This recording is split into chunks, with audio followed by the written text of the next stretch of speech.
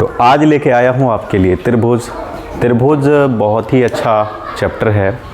प्रायः बच्चों को त्रिभुज से डर लग जाता है। बहुत सारे ऐसे बच्चे हैं जो अंकगणित तो कर लेते हैं, लेकिन जब बात आती है ज्यामिति की तो वहाँ पे थोड़ी सी दिक्कत आती है। बच्चों, डरने की कोई बात नहीं है और टेंशन तो आपको लेना ही नहीं है ऐसे सवालों के लिए।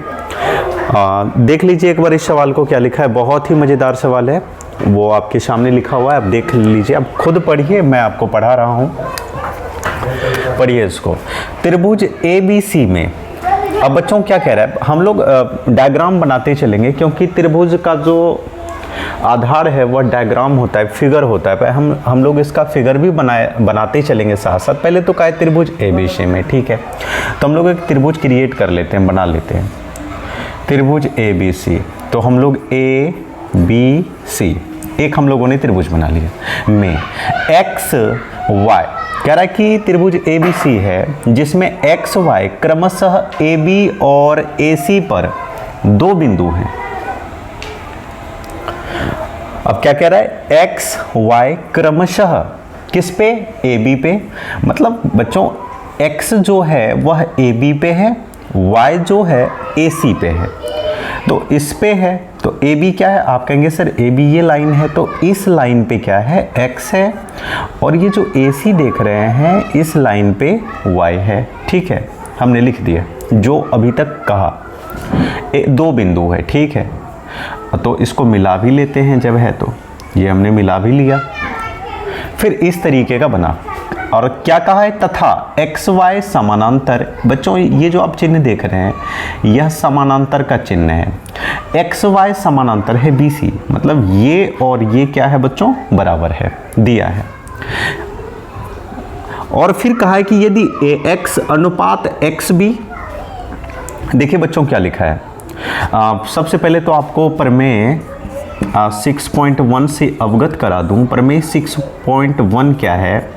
प्रमेय 6.1 ये है कि यदि किसी त्रिभुज की कहते हैं कि दो भुजा आपस में समानांतर हो, जैसे कि आपने देखा कि दो भुजा को छोड़ के तीसरी भुजा, अब देखिए इसको छोड़ के ये जो आप देख रहे हैं ये और ये आपस में क्या है, समानांतर है।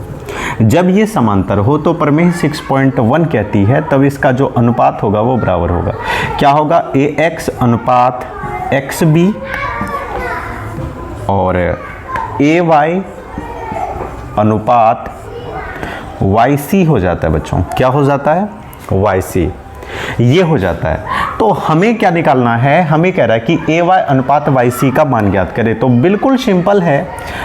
अब देखिए AX, आप बच्चों इसको बटा कह लीजिए। जैसे मान लीजिए यहाँ पे मैं 3:2 लिख रहा हूँ, तो आप इनको 3:2 लिख लीजिए या फिर 3/2 भी लिख सकते हैं, कोई दिक्कत नहीं। अनुपात को बटा बोलिए, बराबर बोलिए, एक ही बात है।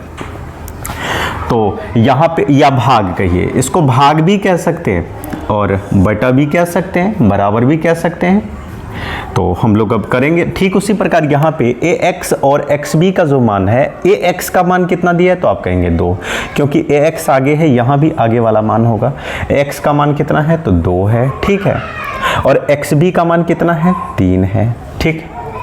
तो अब यहाँ पे हम लोग वही चीज़ लिखने वाले हैं। तो AX का मान कितना है, तो आप कहेंगे AX का मान 2 है, 2 है। और XB का मान कितना है, 3 है।